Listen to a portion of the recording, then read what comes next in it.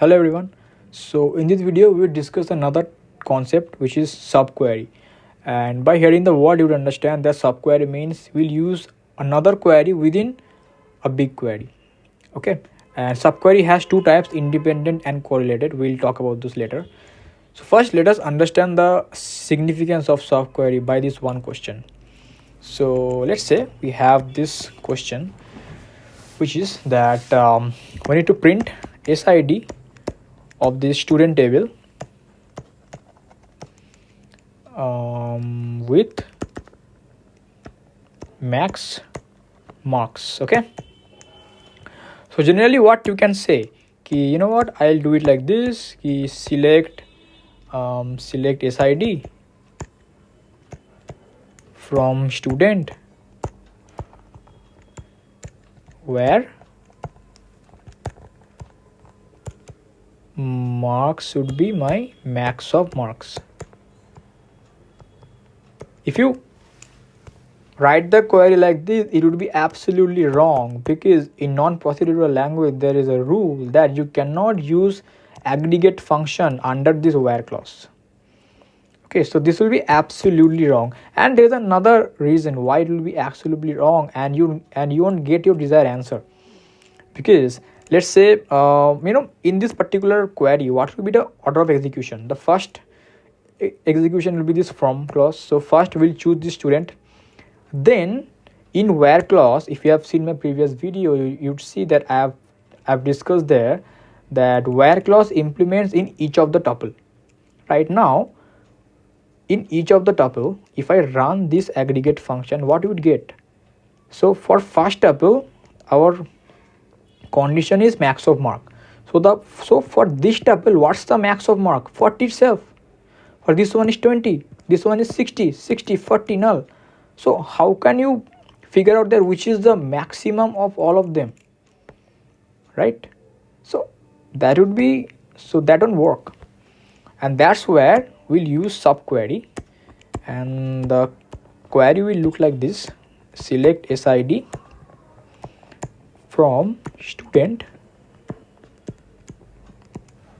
where here in marks I'll write my another query which will be select max of marks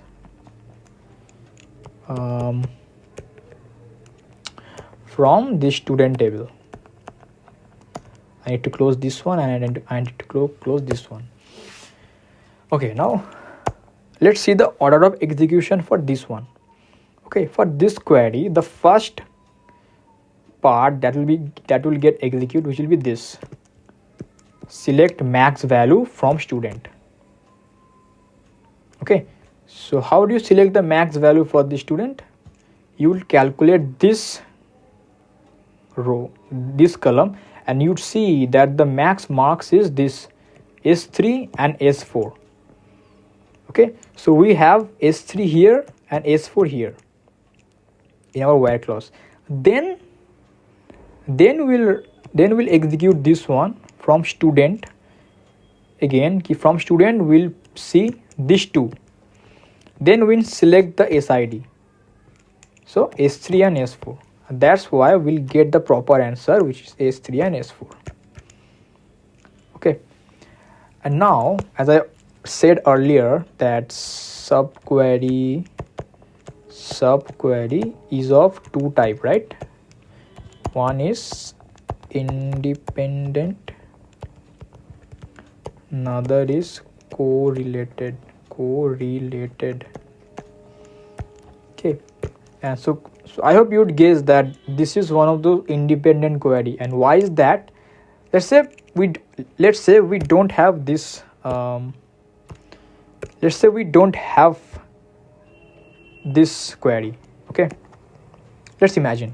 So we can also execute this query by itself alone, and this would give us all this, and this would give us the max marks, so 60 and 60, right? So there comes the condition, right? In independent query, inner query, again, this is called inner query and this is called outer query. Okay, so the definition would be, in independent query, inner query is independent of outer, but in correlated, the inner query, inner queue, requires a value of an attribute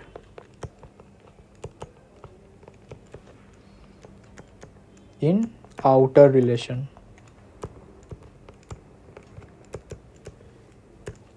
Okay, so for correlated query to run my sub query, I would need a particular attribute value for my outer query.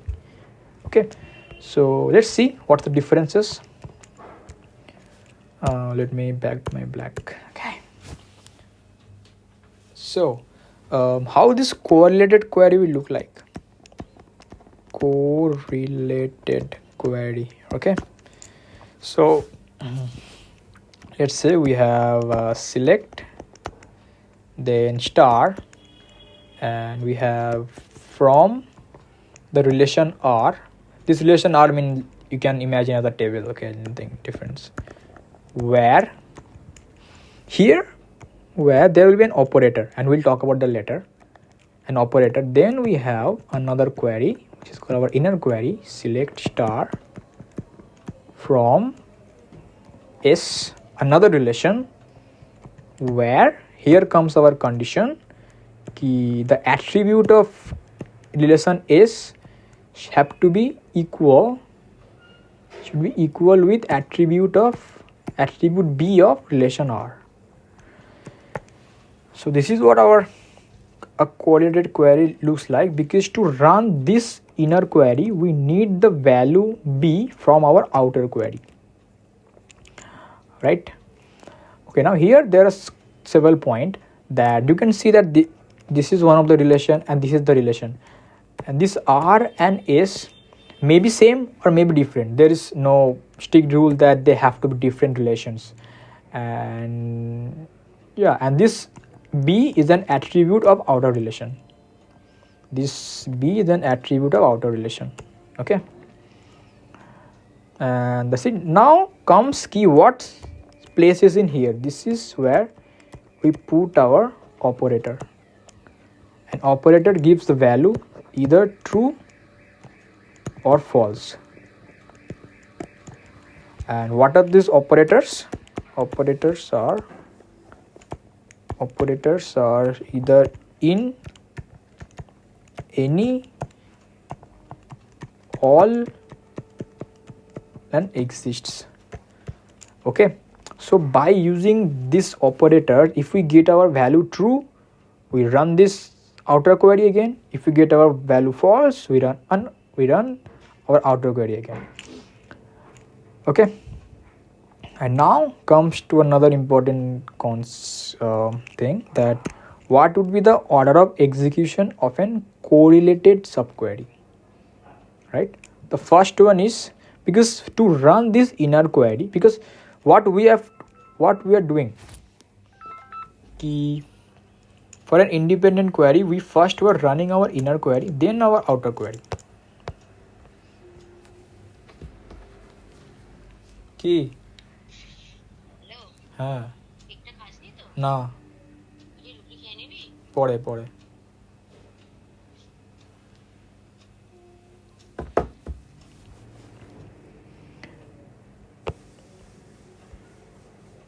Okay, so another concept is our order of execution of correlated query, right?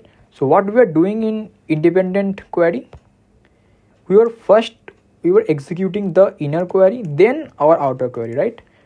But here you'd see, to run our inner query we need an attribute from outer query, so we need to run this form clause first.